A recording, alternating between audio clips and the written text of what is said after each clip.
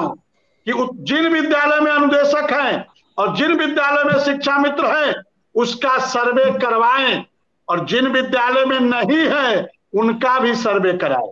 और दोनों में यदि जमीन आसमान का अंतर ना मालूम चले तो निकाल बाहर करिएगा। आप बोलिएगा उन अधिकारियों को, आपकी तो अक्सर ठीक कह रहे हैं विक्रम सिंह, और ये बात आप एक बार नहीं कई बार कह चुके। आज के इस वीडियो में हम बात करने वाले हैं शिक्षा मित्र अनुदेशक साथियों से जुड़ी एक नई और बड़ी अपडेट के बारे में, जो कि आप सभी अनुदेशक शिक्षा मित्र साथियों के लिए महत्वपूर्ण होने वाली है।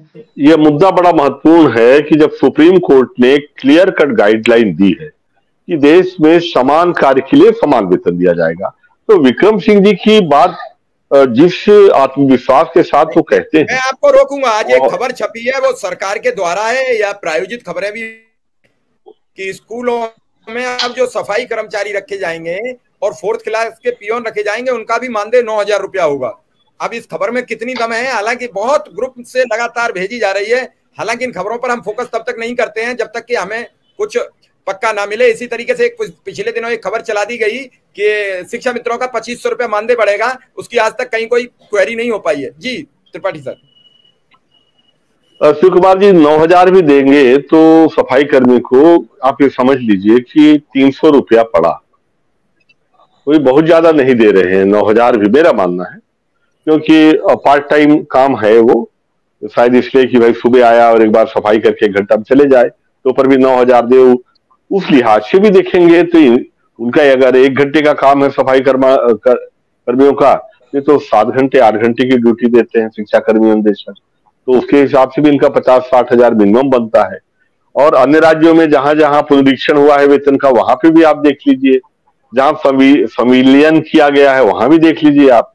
तो हर लिहाज से मैं पाता हूं कि उत्तर प्रदेश में जो शिक्षा कर्मी अनुदेशकों के साथ जो अन्याय हो रहा है, ऐसा उदाहरण मुझे पूरे विश्व में कहीं नहीं मिलता।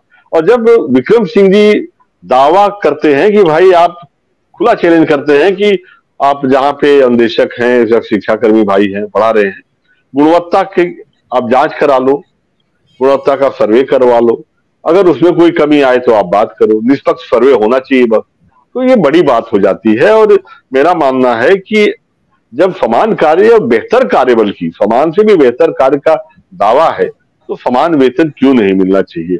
हमारे जो ये नेता हैं जो अपनी टेबल थपथपा के अपने मानदेय को दुगना तिगुना कर लेते हैं, जिनका कभी एक दिन के लिए वेतन नहीं रुकता, जिनके साथ चलने को चपरासी को भी पैसा हमारे आपकी जेब से दिया जा रहा है, जो माननीय महोदय विधायक, माननीय सांसद महोदय है, इन सबका बोझ इन गरीब कंधों पर ही है, हमारे आपके कंधों पे ही है सब।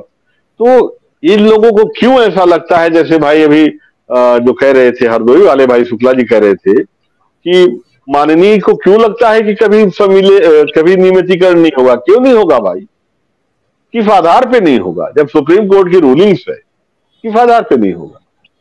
मेरा मानना है कि बहुत ही कमजोर जमीन पे खड़ी है सरकार, और कानूनी लड़ाई अगर समुचित ढंग से लड़ी जाए तो निश्चित रूप से जीतेंगे।